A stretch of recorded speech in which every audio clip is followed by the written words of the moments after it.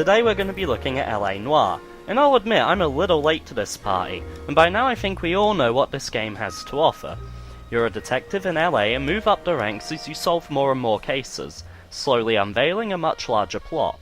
The gameplay includes a mixture of searching crime scenes for clues and evidence, questioning and interrogating suspects and witnesses, chases both on foot and on the road, and of course gunfights. That is a lot of different styles and control schemes to pull off seamlessly, and naturally it has proven to be somewhat of an impossible task here. Generally everything works, but being a jack of all trades makes you a master of none. Whilst investigating crime scenes, Phelps can be awkward to position in front of evidence, and I felt there was a slight struggle in directing him. During driving segments, my car would slowly but steadily veer left on occasion, and I tried this with multiple fully functioning controllers too.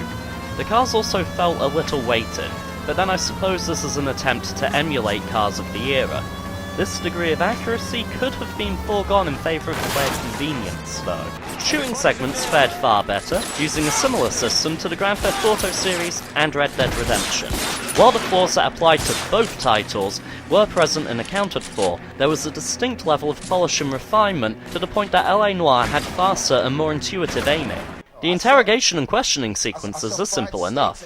You simply listen to what the person is saying and take note of their body language, then decide whether you think they're being honest with you. The game's difficulty curve gets thrown for a loop here, as, depending on the actor used, the tells range from laughably obvious to deviously subtle, yet this is not in line with how far you have progressed through the game. The game also seems to play homage to point-and-click titles, in that the only valid response is the response the designer wants you to give. If you spot a contradiction the designer's missed, or pull out a piece of damning evidence that someone at Team Bondi decided wasn't relevant, well then you're out of luck.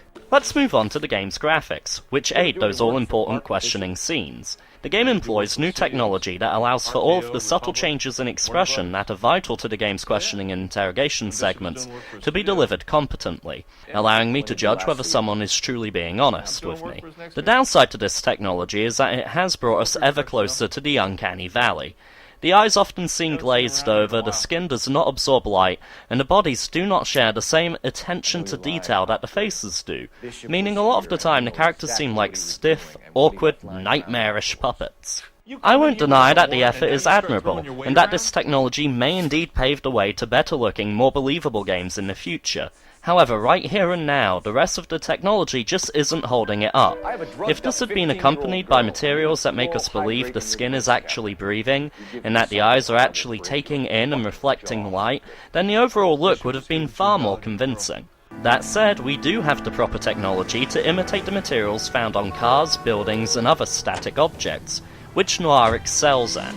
The investigation sections require meticulous levels of detail in the texture mapping of objects, and this is definitely delivered. I could enter this world and happily accept that I was in 1940s Los Angeles.